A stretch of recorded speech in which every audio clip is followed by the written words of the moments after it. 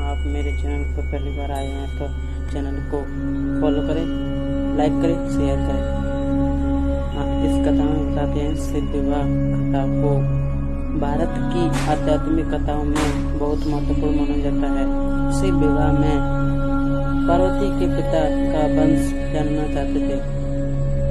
फिर शिव ने क्या जवाब दिया? कथा में बताया गया कि मौन बैठे रहे पार्वती के पिता ने सोचा कि ये अपने कुल वंश के बारे में नहीं जानते। भगवान शिव और पार्वती की शादी बड़े ही भव्य तरीके से आयोजित हुई। पार्वती की तरफ से कई सारे उच्च कुलों के राजा महाराजा शाही रिश्तेदार इस शादी में शामिल हुए, लेकिन शिव की ओर से कोई रिश्तेदार नहीं था, क्योंकि वे कभी भी परिवार से ताल्लुक नहीं रखते। भगवान शिव की शादी में आए हर तरह के प्राणी। जब शिव और पार्वती का विवाह होने वाला था तो एक बड़ी सुंदर घटना हुई। उनकी शादी बहुत ही भव्य पैमाने पर हो रही थी। इससे पहले ऐसी शादी कभी नहीं हुई थी। शिव जो दुनिया की तेजस्वी प्राणी थे, एक दूसरे प्राणी को अपने जीवन का हिस्सा मानने वाले थे। उनकी शादी में बड़े से बड़े और छोटे से छोटे शामिल हुए। सभी देवता तो वह मौजूद थे ही, साथ ही असुर भी वहां पहुंचे। आमतौर पर जहां देवता जाते वहां असुर नहीं मना कर देते, जहां असुर जाते वहां देवता नहीं जाते। शिव तो पशुपति हैं, मतलब सभी जीवों के देवता भी हैं। तो सारे जानवर, कीड़े मकोड़े और सारे जीव उनकी शादी में उपस्थित हुए।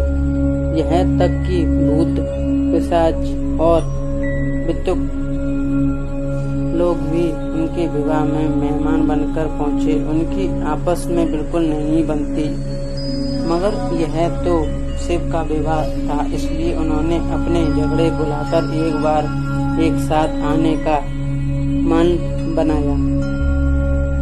बनाया। शिव पशुपति हैं, मतलब सभी जीवों के देवता हैं। सारे जानवर, कीड़े मकोड़े और सारे जीव उनकी शादी में उपस्थित हुए। यह तक कि भूत, पिशाच और विक्षिप्त लोग भी उनके विवाह में मेहमान बनकर आए।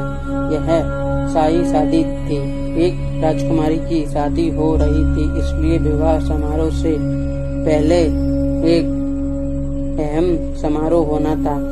भगवान शिव और देवी पार्वती की वंश के बकान की रस्म वर वधू दोनों की वंश घोषित की जानी थी।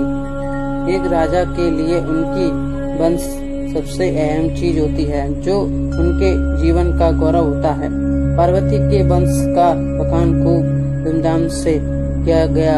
यह कुछ देर तक चलता रहा। आखिरकार जब उन्होंने अपने वंश के गौरव का बकान खत्म किया तो वे उस ओर मुड़े जिधर वर शिव बैठे हुए थे। सभी अतिथि इंतजार करने लगे कि वर की ओर से कोई उठकर शिव की वंश के गौरव के बारे में बोलेगा, मगर किसी ने एक शब्द भी नहीं कहा। वधू का परिवार ताज्जुब करने लगा। क्या उनके खानदान में कोई नहीं ऐसा जो खड़े होकर उनके वंश की मान्यता के बारे में बता सके? मगर वाकई कोई नहीं था। वर के माता पिता, रिश्तेदार या परिवार से कोई वहां नहीं आया था, क्योंकि उनके परिवार में कोई था जो विकृत जीवों की तरह दिखते थे। फिर पार्वती के पिता पर्वतराज ने शिव से अनुरोध किया, कृपया अपने वंश के बारे में कुछ बताइए। शिव कहीं शून्य में देखते हुए चुपचाप बैठे रहे। वह ना तो दुल्हन की ओर देख रहे थे, न ही शादी को लेकर उनमें कोई उत्साह नजर आ रहा था।